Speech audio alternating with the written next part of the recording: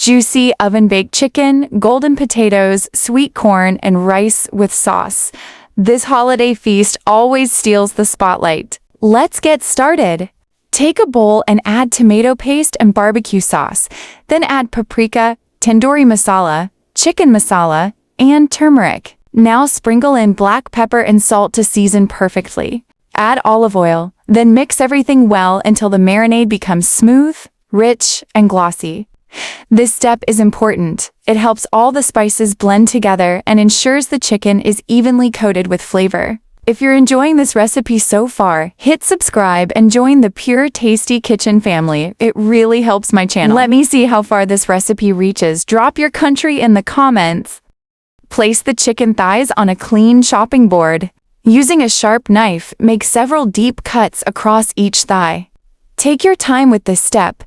These cuts allow the marinade to sink deep into the meat, ensuring the chicken absorbs maximum flavor and cooks evenly.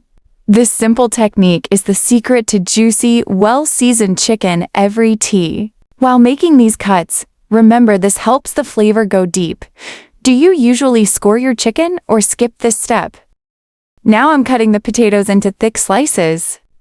I like them this way because they bake evenly, stay soft and fluffy on the inside, and get nicely golden on the outside. How do you like your potatoes? Thick slices or thin ones? After cutting the potatoes, I take a baking tray and place it on the counter. This is the stage where everything starts coming together. Using a baking tray helps the heat circulate evenly, so the potatoes cook perfectly and soak up all the flavors from the chicken and spices. Take your time here. Good arrangement makes a big difference in the final result. Now it's time to cut the sweet corn into pieces. I like cutting it this way because it cooks evenly in the oven and absorbs all the delicious flavors from the chicken and spices. As it bakes, the corn becomes tender and slightly roasted, adding natural sweetness to the dish. Do you prefer your corn lightly roasted or nicely golden? Let me know in the comments. Now place the chicken over the vegetables in the baking tray, arranging it evenly so everything cooks at the same time. Make sure the chicken sits nicely on top, allowing the heat to circulate evenly around it. This way, the vegetables roast gently underneath while absorbing all the flavorful juices from the chicken, giving you tender vegetables and perfectly cooked, juicy chicken. After placing the chicken in the baking tray, add one big onion sliced into large pieces. I like cutting the onion big because it stays juicy in the oven and releases a natural sweetness as it bakes. The onion adds extra flavor to the chicken and vegetables, making the whole dish even more rich and aromatic. Take the spice mixture and generously spread it over the chicken, making sure it goes deep into all the cuts. Don't rush this step. This is where the chicken absorbs all those bold flavors, giving you juicy, well-seasoned meat and beautifully flavored vegetables underneath. After seasoning everything well, I'll place the tray in the oven to bake. Baking allows all the flavors to come together. The chicken turns juicy and golden, while the vegetables become tender and perfectly roasted. Now, we just let the oven do the work. Now it's time to cook the rice. Take a pot and add melted butter together with a drizzle of olive oil. This combination gives great flavor and prevents sticking. Place the pot over medium heat, then add one big chopped onion and cook it slowly for a few minutes until it becomes soft, lightly golden, and very fragrant. Next, add the chopped garlic and stir gently, letting it release its aroma without burning. Now add freshly chopped tomatoes and mix everything well. Allow the tomatoes to cook down and soften, creating a rich, flavorful base that will give the rice beautiful color and taste. Now sprinkle in black pepper and salt to season the base. Stir well so the seasoning is evenly distributed, allowing the flavors to balance and come together before adding the rice. Stir everything well, then cover the pot. This helps the tomatoes cook evenly, soften properly, and release their full flavor. Now add paprika, chicken masala, tandoori masala, and turmeric, the same seasonings we used for the chicken. Using the same spices helps tie the whole dish together, giving the rice a rich color and a deep, well-balanced flavor that matches the chicken perfectly. Then stir everything well, making sure the spices are fully mixed and evenly distributed throughout the pot.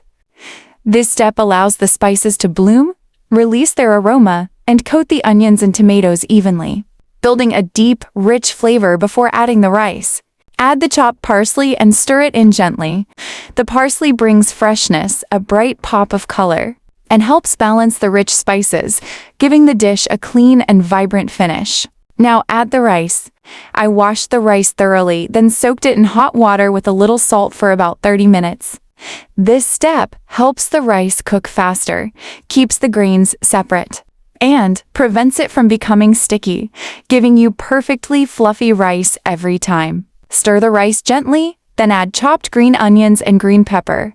Mixing gently at this stage helps the rice stay light and separate while the green onions and peppers add freshness, color, and a subtle crunch that lifts the overall flavor of the dish. After stirring for about 3 minutes, add boiling water to the pot. Using boiling water helps the rice cook evenly and continue cooking smoothly without becoming mushy. Don't add too much water. Since the rice was soaked, it will cook faster and doesn't need a lot of liquid. Adding too much water will make the rice soggy, so just add enough to cook it perfectly. After adding the water, cover the pot and let it cook over medium heat until the water goes down and is almost fully absorbed. At the moment the liquid is gone, reduce the heat to low and allow the rice to finish cooking gently. This slow steaming stage is very important. It helps the rice cook evenly, stay fluffy, and prevents it from burning or becoming soggy. Now it's time to make the sauce. Take tomatoes, onion, chili, and salt, then blend everything together until smooth.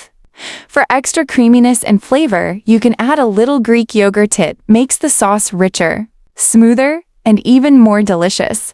As you can see, the rice is perfectly cooked and the chicken is ready, juicy, flavorful, and beautifully baked. Everything has come together so well, making this a complete and satisfying meal that's perfect for family, holidays, or special occasions. If you enjoyed this recipe, please subscribe to Pure Tasty Kitchen for more easy, delicious, and homemade meals like this. Your support truly helps my channel grow. This video was made by me, and the voiceover was created using AI. Thank you so much for watching, and I'll see you in the next recipe. What do you think about the AI's voiceover? Some of you mentioned it, and I truly appreciate the feedback. If it's not your style, you can mute the sound and use subtitles or translation. Let me know your thoughts in the comments. Until then, take care, enjoy your cooking, and I'll see you in my next video.